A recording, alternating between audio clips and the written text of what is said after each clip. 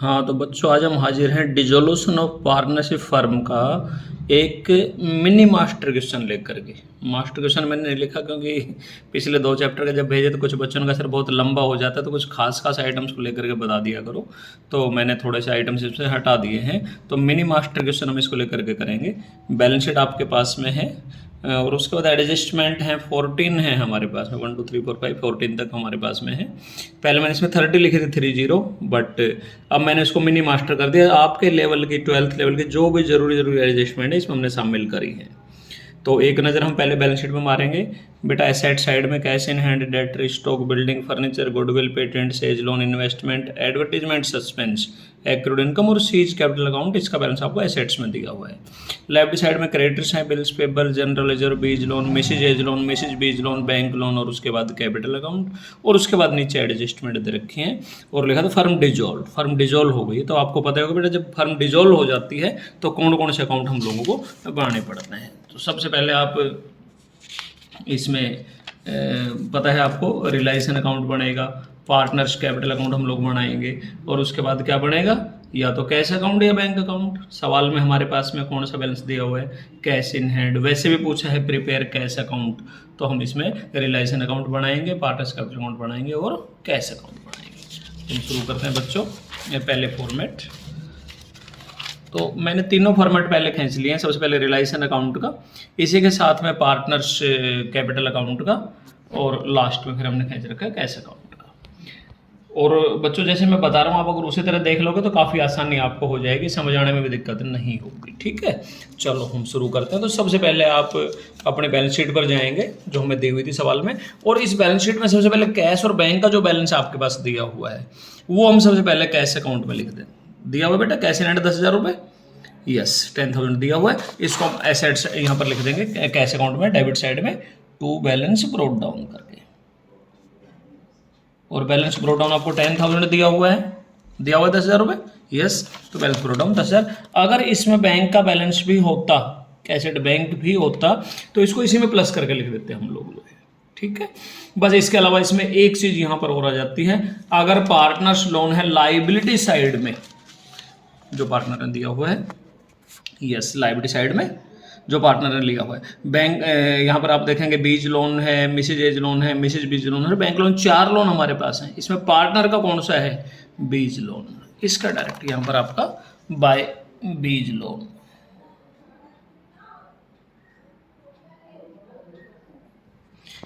ये और इसकी आप अगर अमाउंट देखेंगे बीज लोन की कितनी है, 5,000, देखिए 5,000 रुपये, तो ये आपका 5,000 रुपये आ जाएगा। आपको पता होगा पार्टनर्स लोन का डायरेक्ट पेमेंट होता है B's loan account debit to cash, तो कैश अकाउंट के क्रेडिट में बाय बीज लोन हो जाएगा। ठीक है, और इसमें फिलहाल कुछ नहीं आएगा। अब आप कैपिटल अकाउंट पर चलेंगे।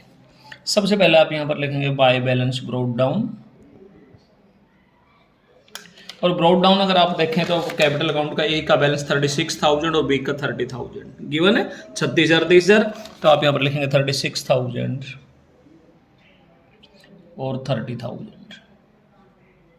ठीक है, सी का हमारे पास यहाँ नहीं है। सी का आप देखेंगे एसेट साइड में हमारे पास में सीज कैपिटल अकाउंट 9,000 रुपये, गिवन है 9,000, एसेट्स में है तो आपका 2 में आएगा टू बैलेंस ब्रोट डाउन,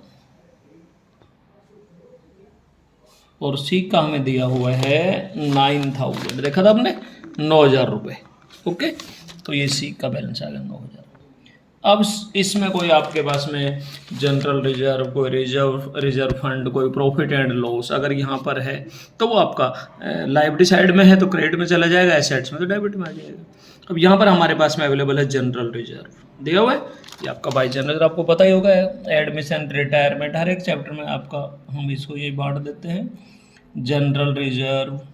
और जनरल रिजर्व हमारे पास में है बेटा 6,000 रुपये, और प्रॉफिट शेयरिंग रेशो 5:3:2, 5-3-2 में बांट देंगे 6,000 रुपये को, तो ये आपका आएगा 3,000, 1,800 और 1,200 रिजर्व बांट दिया। इसके अलावा और कोई भी आइटम इसमें ऐसा नहीं है जो आपके कैपिटल अकाउंट में चला जाएगा। एसेट्स में आप देखेंगे तो एसेट्स में भी हमारे पास में एक एज लोन दिया हुआ है, यस एज लोन, तो उसको यहीं से एडजस्ट कर लिया जाएगा, उसका पैसा यहीं काट लिया जाएगा, तो यहाँ पर आएगा टू एज लोन, ये पार्टनर ने लिया हुआ है, कैपिटल से एडजस्ट कर लेंगे। ए का लोन है 3000 रुपये, तो ए में चला जाएगा 3000। जो बी का लोन था, बीज लोन था, वो हमने डायरेक्ट पेमेंट कर दिया था कैश अकाउंट में। लेकिन अगर पार्टनर ने लिया हुआ है लोन 3000 का था एक का, उसको हम कैपिटल अकाउंट से एडजस्ट कर लेंगे 3000 रुपये। इसके अलावा हमारे पास में एडवर्टीजमेंट सस्पेंस डेफर्ड एक्सपेंडिचर हैं, जाहिर आपका कहाँ पर आएगा, यस 2 में 2 एडवर्टीजमेंट सस्पेंस अकाउंट, और ये इसके अमाउंट आपके 6000 है। वो रेशो 5-3-2 था, तो आपका 3000, 1800 और 1200, ठीक है। उसके बाद सीज कैपिटल हम लिख चुके हैं। एक चीज़ मैं आपको और बताऊंगा यहाँ पर, गुडविल।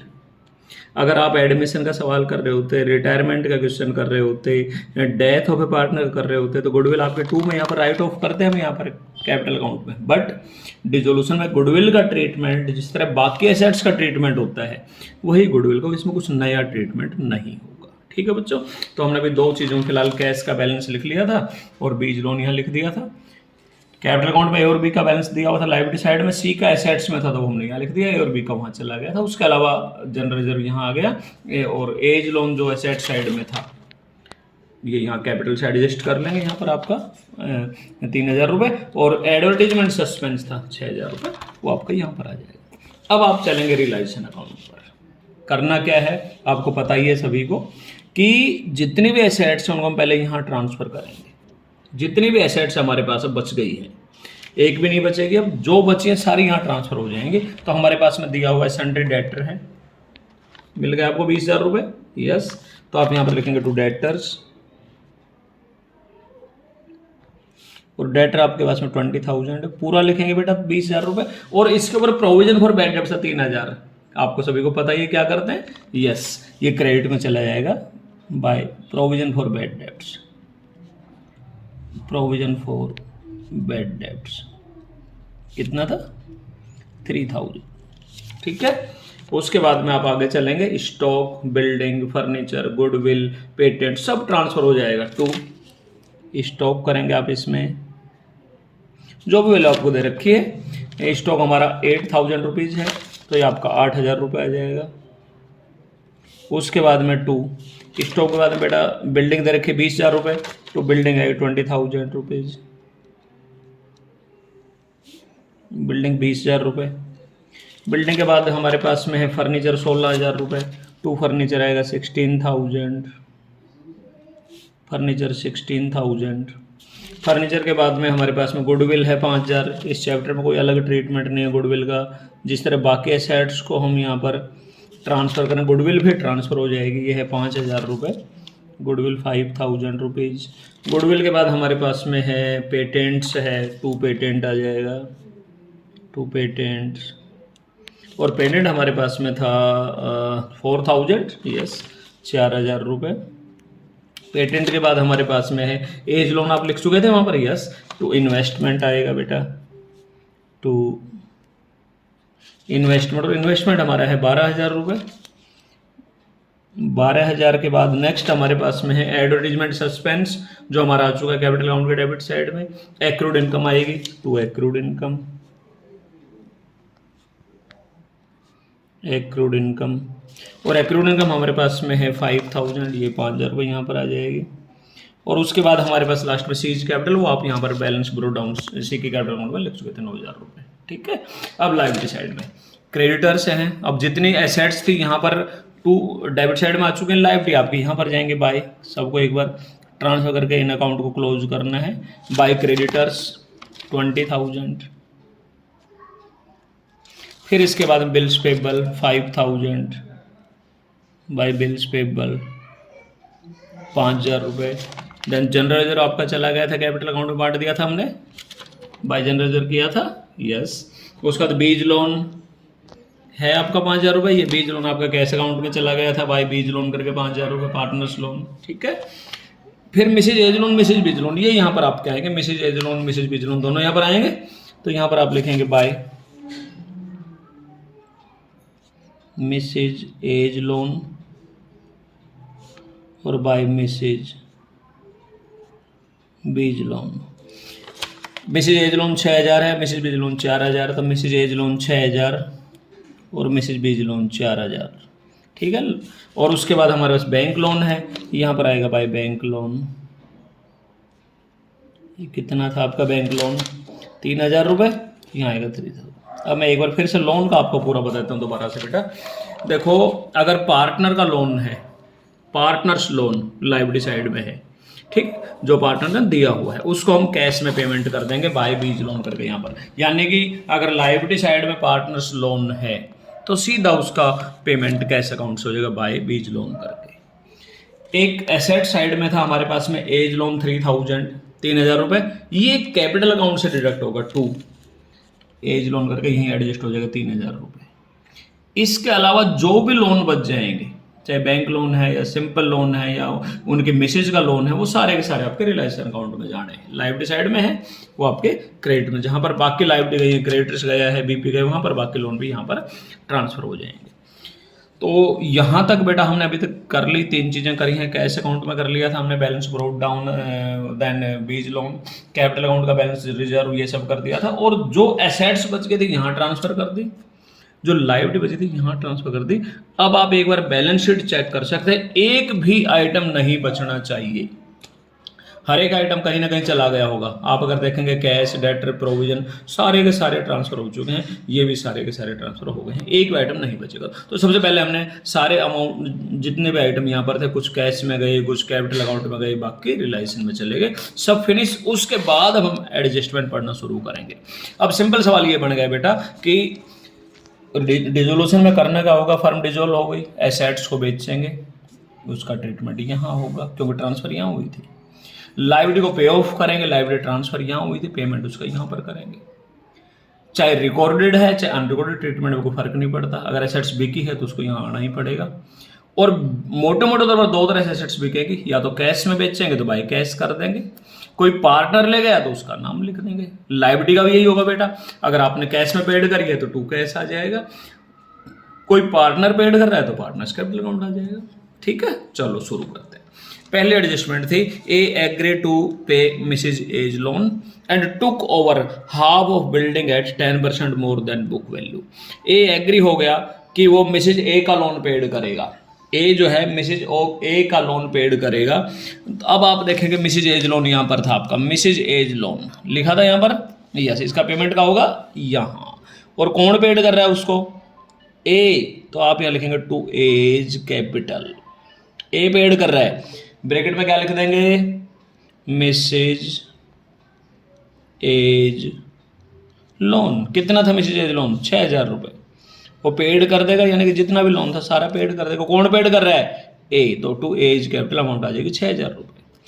उसने एक और ट्रांजैक्शन यहाँ पर आगे लिया, and took over half of building at 10% more than book. उसने हाफ बिल्डिंग ली है at 10% more than book value. किसने ली है, ये नहीं। पहले तो आप ये बताओ कौन सी साइड में आएगा। अब देखो बिल्डिंग आपने यहाँ ट्रांसफर की हुई है, जब ये बिकेगी, कोई भी एसेट्स बिकेगी यहाँ पर आएगी, और लेकिन किसने ली है, ए ने, तो आप यहाँ लिखेंगे बाय एज कैपिटल,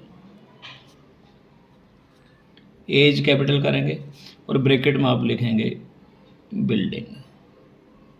ठीक है, हाफ बिल्डिंग, अब बिल्डिंग आप देखें कितने रुपए की थी, 20,000। आप यहाँ भी देख सकते हैं बिल्डिंग आपके पास 20,000 रुपये की थी, इसका हाफ कितना हो गया, 10,000। 20 का हाफ 10,000, 20,000 का हाफ 10,000, और उसने 10% मोर पर ली है, 10,000 का 10% 1,000 ज़्यादा पर ली है, यानी कितने पर बिल्डिंग ली है, 11,000 रुपये। तो यहाँ पर बाई एज कैपिटल अमाउंट आपकी आ जाएगी 11,000। 20 का आधा 10,000 और 10% ज़्यादा, 1,000 रुपये ज़्यादा, कितने पर ली है, 11,000। ठीक है, उसके बाद अगली अगर हम ट्रांजैक्शन पढ़ें तो उसमें लिखा था B agree to pay Mrs B loan. Same वही, बी अपने मिसेज का लोन पेड करेगा। अब मिसेज बी का लोन तो आपने यहाँ ट्रांसफर किया हुआ है, पेमेंट यहीं पर होगा। और कौन कर रहा है पेमेंट, बी, तो क्या लिखेंगे, टू बीज कैपिटल, ब्रैकेट में क्या लिखेंगे, मिसेज बीज लोन। कितना था मिसेज बीज लोन, 4,000 रुपये, तो यहाँ पर आपका 4,000 आ जाएगा।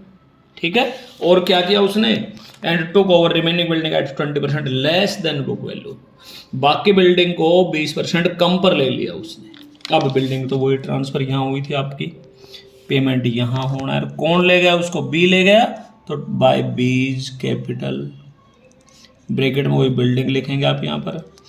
हाफ चली गई थी, बिल्डिंग 20,000 रुपये की थी ना 20,000 रुपये की आपके पास, ये बिल्डिंग 20,000 रुपये की थी, हाफ ही ले गए थे तो बाकी आप 10,000 रुपये की बची थी। और इस 10,000 को 20% डिस्काउंट पर ले गया, 20% लेस पर ले गया, कम पर ले गया, 10,000 का 20% 2,000, यानी कितने पर ले गया 8,000 रुपये। तो भाई बीच कैपिटल ब्रैकेट में बिल्डिंग आपका आ जाएगा 8,000 रुपये। ठीक है बच्चों, आगे बढ़ रहे हैं। Stock sold in open market for 10,000 on which commission paid to broker 1,000। Stock बेचा 10,000 में, उस पर 1,000 रुपये कमीशन भी दिया, तो स्टॉक बिका है। देखो एसेट्स आपकी यहाँ ट्रांसफर हुई थी, पेमेंट बिकेंगे तो यहीं पर आएगा, और बेचा है तो बाय कैश। ब्रैकेट में क्या लिखेंगे आप, स्टॉक 10,000 में बिका, 1,000 रुपये कमीशन ब्रोकर को बिका है 10,000 में, जिसके ऊपर 1,000 रुपये कमीशन भी दे रहा है, तो 10 में से एक तो चला ही जाएगा। हमें कितना मिलेगा स्टॉक का, 9,000 रुपये। इस बात से कोई फर्क नहीं पड़ेगा कि स्टॉक आपका कितने रुपये का यहाँ पर था, जितने का भी था बिका 10 में, 1,000 रुपये ब्रोकर को दिया तो हमें 9,000 रुपये मिल जाएगा। ठीक है, उसके बाद आगे बढ़ते हैं, जिसमें लिखा था creditors were due after 1 month but were paid immediately eight a discount of 6%। Creditor का पेमेंट होना था 1 महीने बाद, लेकिन अभी पेड कर दिया हमने eight a discount of 6% per annum. ठीक है, अब आप देखें क्रेडिटर में पेमेंट तो यहाँ करेंगे ना बेटा, क्रेडिटर ट्रांसफर यहाँ थे, लायबिलिटी यहाँ ट्रांसफर थी, पेमेंट तो यहीं होना है, टू में टू कैश, ब्रैकेट में आप लिखेंगे क्रेडिटर्स।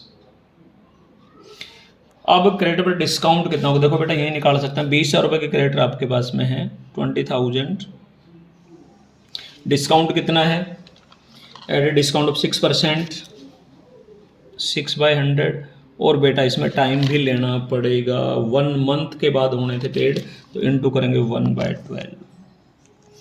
मैं आपको बता दूं कि क्रेडिटर आपके 20,000 रुपये के हैं, डिस्काउंट आपको 6% मिल रहा है, बट क्रेडिटर का पेमेंट 1 महीने बाद होना था, तो यहाँ टाइम भी लगे, क्योंकि रेट के साथ पर एनम, अगर पर एनम लगा रेट के साथ में, अगर पर एनम लगा हुआ है तो टाइम लेना पड़ेगा। टाइम कितना है 1 मंथ।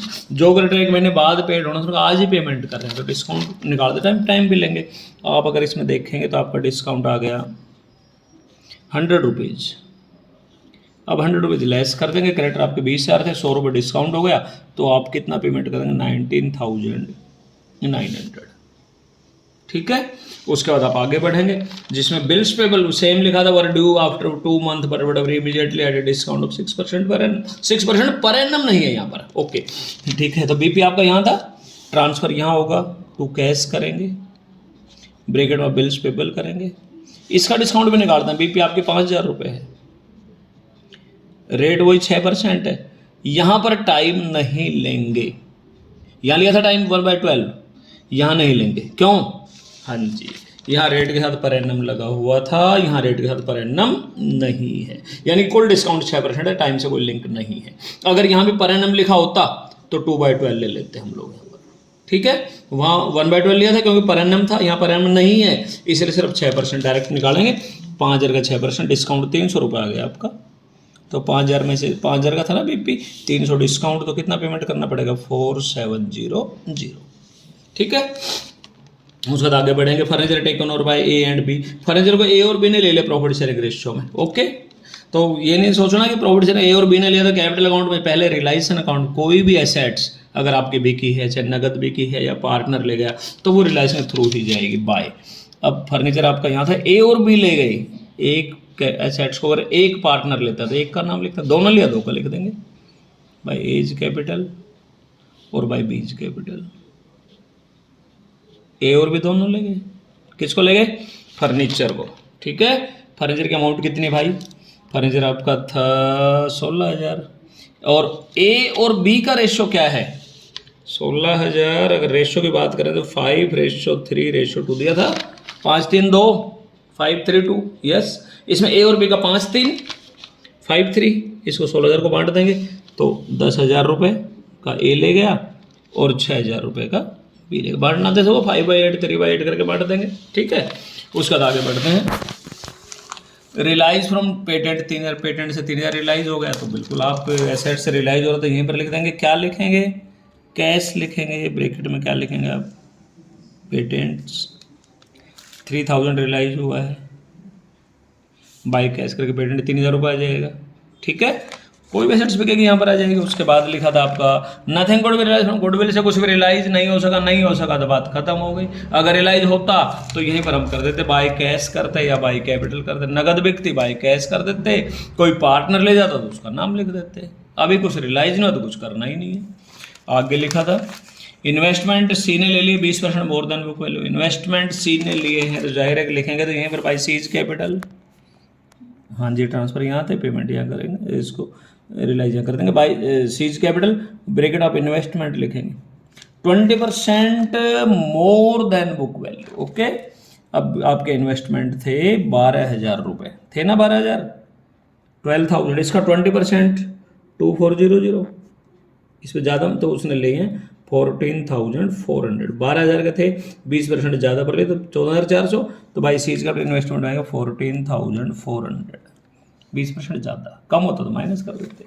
उसके बाद था आपके पास रिलायंस एक्सपेंसेस 10,000 रुपये हैं, रिलायंस के खर्चे आपको पता जहाँ लायबिलिटी पेड होती है यहाँ वही खर्चे पेड होंगे। अब हुआ क्या, 10,000 रुपये खर्चे थे, इसमें लिखा था खर्चे 10 paid half in cash and balance by B, आधे नगद दिए हैं आधे बी ने दिए हैं, तो कोई बात नहीं, जो कैश में दिए हैं उसका टू कैश कर देंगे, ब्रैकेट में एक्सपेंसेज, और जो बी ने पेड किया उसका कर देंगे टू बीज कैपिटल, ब्रैकेट में एक्सपेंसेज। ठीक है, कितना था खर्चा 10,000 रुपये, हाफ हाफ हुआ है, हाफ कैश में हाफ बी ने, तो टू कैश करके एक्सपेंसेज 5,000 रुपये और टू बीज कैपिटल करके भी एक्सपेंसेज 5,000 रुपये, ये नगद दिए थे, ये बी ने पेमेंट किया। ठीक है, उसके बाद पेमेंट किया, बोर्न नहीं किया, बोर्न किया होता तो यहाँ नहीं आता, फिलहाल पेमेंट किया है। उसके बाद दे रहा unrecorded computer of 20,000 taken over by B at 20,000, एक अनरिकॉर्डेड कंप्यूटर था 25,000 का जिसको बी ने ले लिया 20,000 में। अब अनरिकॉर्डेड है कोई फर्क नहीं पड़ेगा, ठीक है, एसेट्स है कंप्यूटर, रियलाइज होगा बिकेगा तो यहाँ पर लिखेंगे, लेकिन किसने लिया है बी ने, तो आप क्या लिखेंगे बाय बीज, अगर नगद बिका होता तो बाय कैश लिख देते, बाय बीज कैपिटल ब्रैकेट में अनरिकॉर्डेड कंप्यूटर। बेटा इस बात से कोई फर्क नहीं पड़ेगा कि वो रिकॉर्डेड है या अनरिकॉर्डेड है। कितने में ले गया बी, 20,000 रुपये, दिखाता हूँ आपको एक बार, आपका कंप्यूटर था 25,000 रुपये का, यस, बी ने ले लिया 20, कोई फर्क नहीं पड़ेगा वो कितने का था, जितने में ले गया बी उतने का लिख देंगे 20,000 रुपये। ठीक है, अनफोर्सिन, अनफोर्सिन का मतलब अनरिकॉर्डेड, अनरिकॉर्डेड लाइबिलिटी 10,000 रुपये की, वो सेटल हुई है 8,000 रुपये। अब वही बात है, लाइबिलिटी पेमेंट आप यहाँ करते हैं, चाहे वो रिकॉर्डेड है चाहे अनरिकॉर्डेड, यहीं पर करेंगे, सेटल हो गई तो टू कैश कर देंगे, ब्रैकेट में अनरिकॉर्डेड लाइबिलिटीज, और वो 8,000 रुपये में सेटल हुई है। देखो एक बार फिर से, लाइबिलिटी में 10,000 रुपये की थी बट सेटल 8 में हुई है, तो यहाँ पर टू कैश करके अनरिकॉर्डेड लाइबिलिटी आपकी 8,000 रुपये आ जाएगी। ओके, उसके बाद में ये लिखा था रिलाइज फ्रॉम डेटर 60%, डेटर से 60% रिलाइज हुआ। अब जो डेटर से रिलाइज हुआ एसेट से, बिल्कुल बेटा यहाँ लिखेंगे बाय कैश करेंगे, ब्रैकेट में आप लिखेंगे डेटर्स। ठीक है, और डेटर का अमाउंट आपके 20,000 रुपये है। अब देखो कुछ बच्चे केवल ऐसे यहाँ देखते हैं सवाल को कि जब 20,000 दे रखा है, 20,000 का 60% लें या 17,000, सोचना ही नहीं बेटा, आप अपने रिलाइजेशन अकाउंट में देखा हमने डेटर कितना लिखा, इसलिए हम पूरा डेटर यहाँ ट्रांसफर करते हैं, प्रोविजन हम यहाँ ट्रांसफर करते हैं, ताकि सोचना ना पड़े। डेटर आपका 20,000 है तो पूरा 20,000 जो आपका था डेटर वो कितने % पर रिलाइज हुआ बेटा, 60% पर, तो सीधा ही अमाउंट आपकी 12,000 रुपये आ जाएगी, इसी का 60%।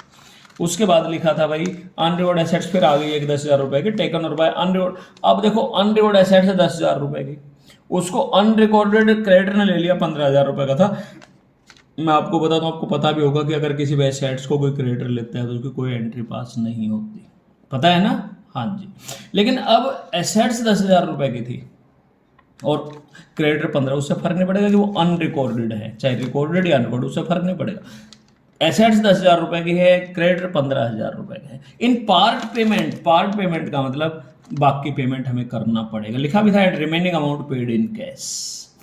एसेट्स 10,000 की थी, लाइबिलिटी 15 की, तो 10,000 की तो कोई एंट्री होगी नहीं, बाकी 10,000 का मामला सेटल हो गया, बाकी कितना बच गया 5,000, वो हम कैश में पेड कर देंगे, और लाइबिलिटी को कैश में पेड करेंगे तो आपको यहीं पर लिखना पड़ेगा टू कैश अनरिकॉर्डेड लाइबिलिटीज, और अमाउंट आएगी 5,000। यहाँ बेटा एक बात मैं आपको बताना चाहूँगा कि अगर यहाँ पर 15 ये लिखा होता है एसेट्स 10,000 रुपये की थी, अनरिकॉर्डेड क्रेडिटर 15,000 के थे, इन फुल सेटलमेंट यहाँ लिखा होता तो कोई एंट्री इसकी नहीं होनी थी। फुल सेटलमेंट मतलब हिसाब क्लियर हो गया। वो 15,000 के जो थे 10,000 में ही मान गए तो और देना नहीं पड़ा। अगर पार्ट पेमेंट है तो बाकी अमाउंट हमें पेड करनी पड़ेगी। हमने 2 कैश करके पेमेंट करी है 5,000 रुपये, ठीक है। उसके बाद हमारे पास में था ये सारा यहाँ से कंप्लीट हो गया। अब इसका बेटा एक लास्ट स्टेप मैं बताता हूँ कि एक बार अपने लाइबिलिटी साइड हम चेक कर लेंगे और आपको देखना पड़ेगा कि क्या सभी लाइबिलिटी का पेमेंट हो चुका है, क्योंकि फर्म आपकी डिजोल्व हो रही है। हमें हर एक लाइबिलिटी जो भी आउटसाइड लाइबिलिटी उसका पेमेंट करके ही जाना पड़ेगा। अगर पेमेंट हो गया ठीक है, अदरवाइज हम पेमेंट करके जाएंगे। क्रेडिटर का पेमेंट हो गया, बिल्स पेबल का हो गया, रिजर्व तो हमारा अपना था, बीज लोन आपका कैश में चला गया था, Mrs A's loan Mrs B's loan दोनों का पेमेंट हो गया। बैंक लोन का पेमेंट नहीं हुआ है, पूरे साल में कहीं भी नहीं लिखा था किसी भी एडजस्टमेंट में बैंक लोन के पेमेंट के बारे में कहीं पर भी कोई जिक्र नहीं था। पेमेंट हमें करना पड़ेगा। कोई भी लाइबिलिटी ऐसी नहीं बच सकती जो बाहर की है और हमने पेमेंट नहीं किया तो पूरा पेमेंट करना पड़ेगा। तो पेमेंट कर देते हैं। पेमेंट करेंगे आप यहीं पर लिखेंगे टू कैश करेंगे और ब्रैकेट में आप यहाँ पर लिख देंगे बैंक लोन, ठीक है। बैंक लोन आपका 3,000 रुपये था, ये हम 3,000 पेड कर देंगे। यहाँ में एक बात आपको और बता दूँ कि आपको एसेट साइड में नहीं देखना होता, एसेट साइड में नहीं देखना होता कि सारा पेमेंट, क्योंकि एसेट्स को रिलाइज होगी, ठीक है। कुछ भी नहीं लिखा था हम उसको छोड़ देंगे, ठीक है। तो ये आपने रिलाइजेशन काउंट कर लिया है बेटा। अब इसके बाद हम इसका प्रॉफिट लॉस निकाल देंगे और आगे का प्रोसेस आपको पता ही है सारा। कैपिटल अकाउंट और कैश अकाउंट आप कैसे बनाएंगे, प्रॉफिट लॉस, आप प्रॉफिट आए यहाँ जाएगा, लॉस यहाँ जाएगा। उसके बाद फिर क्या करेंगे, यहाँ जितने भी कैपिटल अकाउंट होंगे इस साइड में, जितने भी कैपिटल होंगे, जैसे ये आपका एज कैपिटल है, बीज कैपिटल है और उसके बाद में फिर बीज कैपिटल है, 3 है कम से कम, ये डेबिट में है, तीनों आपके यहाँ कैपिटल अकाउंट में चले जाएंगे रियलाइजेशन करके। तीनों आपके रियलाइजेशन और तीनों आपके रियलाइजेशन। ब्रैकेट में आप लिख भी देंगे किस किस चीज़ के थे। पहला A's capital Mrs A's loan था, तो ये यहाँ पर मिसेज एज लोन लिखेंगे। अमाउंट ए में चली जाएगी 6,000 रुपये, ठीक है। दूसरा जो आपका था बीज कैपिटल लिखा था उसमें मिसेज बीज लोन है, तो यहाँ बीज कैपिटल लिखा, वहाँ रियलाइजेशन लिखेंगे और यहाँ पर मिसेज बीज लोन, ये कितना था 4,000 रुपये बी में चला जाएगा। और उसके बाद में जो तीसरा था फिर टू बीज कैपिटल है हाँ जी। तो यहाँ और ब्रैकेट में एक्सपेंसेस खर्चे थे, ये रियलाइजेशन के खर्चे 5,000 रुपये, ये आपके चले जाएंगे बी में 5,000 रुपीज़, ठीक है। इसी तरह से यहाँ आप चेक कर लेंगे एक बार। इस साइड में A's capital, B's capital, A's capital, B's capital, C's capital, B's कितने बार लिखा हुआ, 6 बार लिखा हुआ है।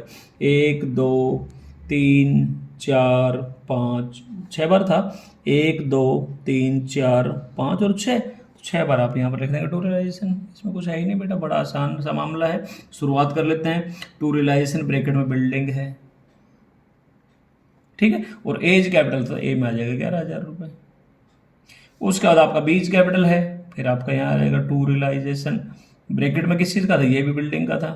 इसको इकट्ठा भी कर, बिल्डिंग का इकट्ठा कर सकते थे, लेकिन कोई बात नहीं, अलग लिख दो 8,000 रुपये। उसके बाद फिर आपका एज कैपिटल है, फिर आपका टू रियलाइजेशन आएगा। ब्रैकेट में ये हमने यहाँ पर मेंशन नहीं किया किस चीज़ का था, तो 10,000 ए में चलाएगा 10,000 रुपये। और फिर आप लिखेंगे टू रियलाइजेशन, ये आपका 6,000 रुपये। ये फर्नीचर लिया था उन्होंने, तो ये आप बी में चला के चाहिए, यहाँ ब्रैकेट में आप लिख देंगे फर्नीचर और फर्नीचर, ठीक है। उसके बाद फिर सीज कैपिटल है, फिर आप क्रेडिट में था ना ये, इसके डेबिट टू रियलाइजेशन। ब्रैकेट में आपका इन्वेस्टमेंट है, कितना था 4 सीज कैपिटल, तो सीज कैपिटल था, सी में आएगा 14,400। और उसके बाद आपका बीज कैपिटल है, फिर आपका यहाँ पर आएगा टू रियलाइजेशन और ये आपका चला जाएगा बी में 20,000 रुपये। आ गए यहाँ तक समझ? कुछ नहीं करना बेटा। यहाँ पर जो कैपिटल थे डेबिट साइड में, जो कैपिटल थे इसके रियलाइजेशन के, वो इसके क्रेडिट में बाय रियलाइजेशन के नाम से आ गए, ठीक है। जो इसके क्रेडिट में कैपिटल थे उसके टू में रियलाइजेशन के नाम से आ गए, बस। उसके बाद आप इसका एक हाँ यहाँ प्रॉफिट लॉस जो भी आएगा, क्योंकि बेटा मास्टर क्वेश्चन आप निकाल लेना इसको, जो भी प्रॉफिट लॉस होगा वो हम यहाँ ट्रांसफर कर देंगे। अगर प्रॉफिट है तो क्रेडिट में चला जाएगा, लॉस है तो डेबिट में आ जाएगा, ठीक है। और बस उसके बाद फिर इसका टू कैश, इसका भी लास्ट में टू कैश बाय कैसे बंद होगा, टू कैश बाय कैश। किसी भी अकाउंट का बैलेंस कैरी डाउन तो निकलेगा नहीं, टू कैश या बाय कैश करेंगे। और कैश अकाउंट बनेगा, कैसे बनेगा, जितने भी कैश यहाँ पर हैं डेबिट में, 1 बार कैश है, 2 बार कैश है, 3 बार कैश है, 4 5 6 बार कैश है कि नहीं। 1 2 3 4 5 और 6 बार यहाँ रियलाइजेशन आ जाएगा आपका, समझ आ गया आपको, जिस तरह से हमने कैपिटल अकाउंट में किया था। बाय रियलाइजेशन 6 बार लिख देंगे बेटा जो है इसमें, क्योंकि हमने पहले तरीका ऐसे ले लिया था, उसमें ज़्यादा कुछ आगे गलत होने की संभावना है नहीं।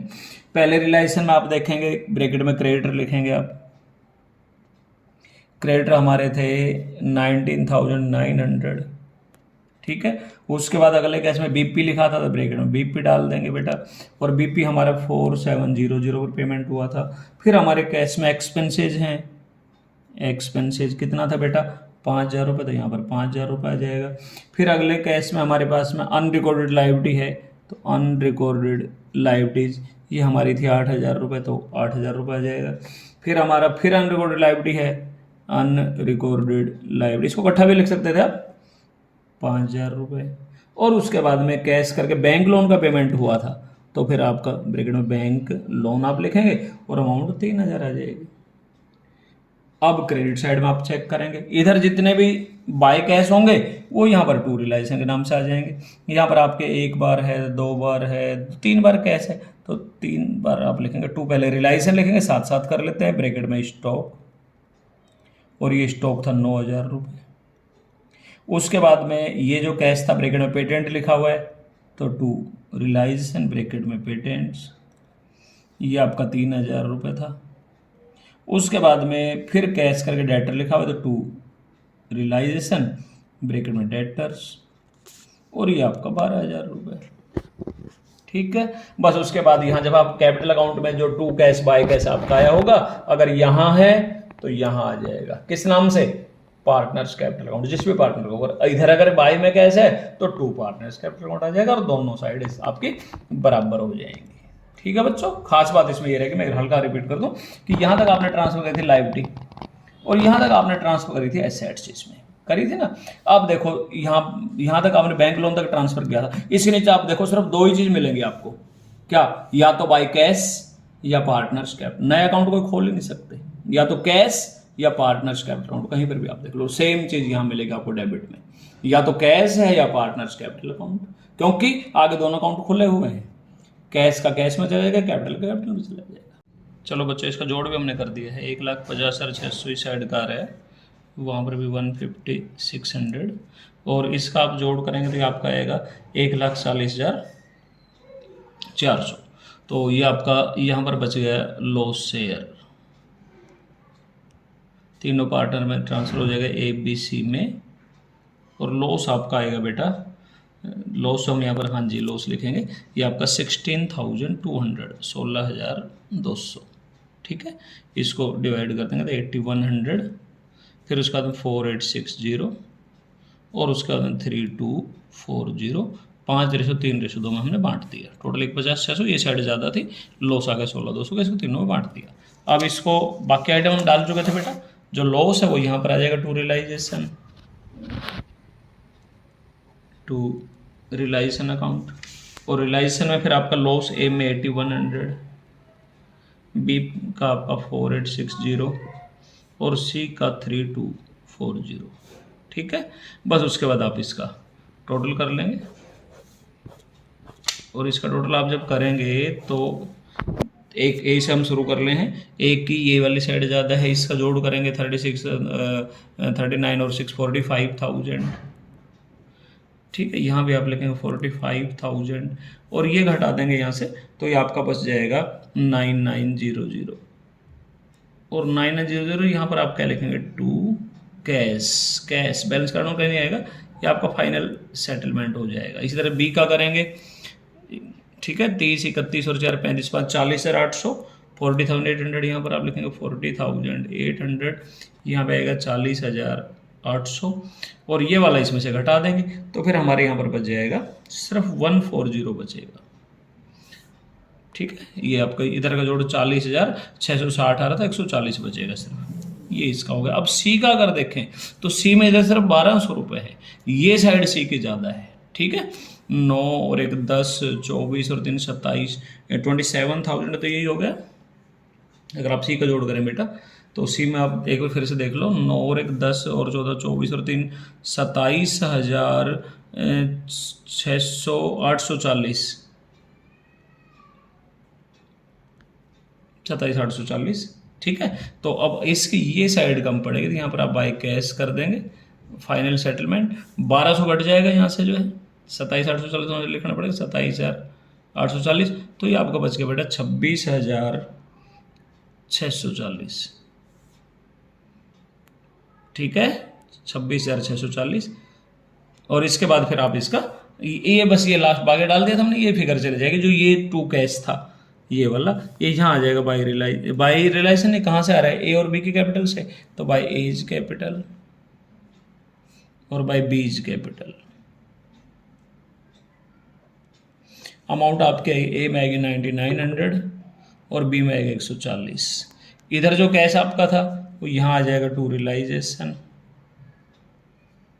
और ये आपका आ जाएगा टू रियलाइजेशन नहीं, कहाँ से लेकर आ रहे हैं आप इसको, सीज कैपिटल से, टू सीज कैपिटल अमाउंट 266640। और बस इसके बाद आप इसका जोड़ कर देंगे कैश अकाउंट का, ये आपका है 60640। ठीक है, ओके, थैंक यू। ठीक है बच्चों, तो मैं उम्मीद कर रहा हूँ आपको समझ आ गया होगा, और आगे फिर हम हाजिर होंगे एक नए क्वेश्चन के साथ। Thank you.